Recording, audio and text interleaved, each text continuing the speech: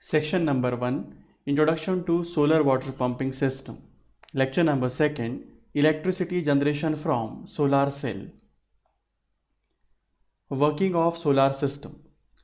Basically, in the first diagram, whenever sun rays are falling over a semiconductor material, that is a silicon material, the photon are getting entered into the semiconductor material, and due to which the thermal equilibrium of semiconductor material is getting disturbed, and because of which the electrons are shifted from the valence band to the conduction band. Because of the shifting of the electron from valence band to the conduction band, there is a flow of charges happening inside a solar cell. And due to the flow of this charge, the small barrier potential has been developed around the solar cell, and due to which a small current is flowing through a solar cell. This effect is known as the photoelectric effect. Due to the effect of the sun rays, the electrons are getting generated and the electricity is getting flown through a circuit. It is nothing but the photoelectric effect. In the second diagram, when we are combining basically the p-type silicon material and n-type silicon material, basically the p-type and n-type silicon material, these are the two basic types of semiconductor materials. Whenever we are joining the two types of material with the help of the anti-reflective coating and the back electrode, it behaves like an solar cell. Basically, whenever a sun rays were falling over a solar cell, the photons are getting absorbed by the semiconductor material. Due to the absorption of a photon, the thermal equilibrium inside a semiconductor material is getting disturbed, and due to which the electrons are getting shifted from valence band to the conduction band for particular atoms, and due to which the small barrier potential is getting developed. As we know, the n-type silicon material is having the more concentration of an electron, and p-type of semiconductor material is having the more concentration of a hole.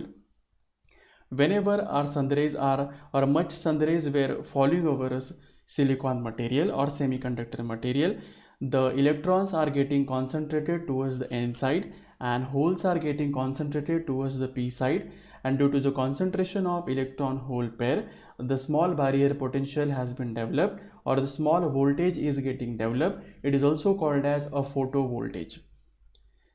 And due to the development of this photovoltage, a small milliampere current is getting developed.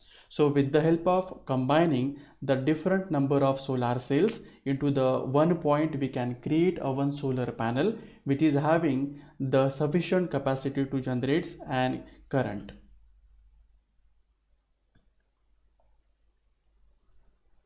In brief, we'll see the working of solar system. When the light reaches to the PN junction is nothing but where we are combining the p-type and n-type of semiconductor material, the junction between or the depletion layer between the two junctions. The light photons can easily enter in the junction through very thin p-type of layer. The light energy in the form of photon supplies sufficient energy to the junction to create a number of electron hole pairs. The incident light breaks the thermal equilibrium condition of the junction. The free electrons in the depletion region can quickly come to the end side of the junction, and holes in the depletion can quickly come to the p side of the junction. These electrons and holes were created due to the absorption of a photon inside a semiconductor material, and due to the shifting of the electron from the valence band to the conduction band, the holes are getting created and the flow of electron is getting started. The newly created free electrons come to the n side, cannot further cross the junction because of the barrier potential of the junction. Similarly, the newly created holes once come to the p side cannot further cross the junction, became the same barrier potential of the junction. As the concentration of an electron become higher in one side, that is n side of the junction, and concentration of a hole become more on the another side, that is the p side of the junction, the pn junction will behave like a small battery cell. Basically, when we are joining the solar cells, that is the p-type semiconductor material and n-type semiconductor material, there are two types of biases exist. One is the forward bias, another is the reverse bias. Whenever we are giving the extra potential to the semiconductor material, the electrons are getting start running through a system. Basically it comes under the forward bias material, and when the concentration of p type and n type material is reverse inside a system, it comes under the reverse bias of material. Basically the voltage is set up which is known as the photo voltage.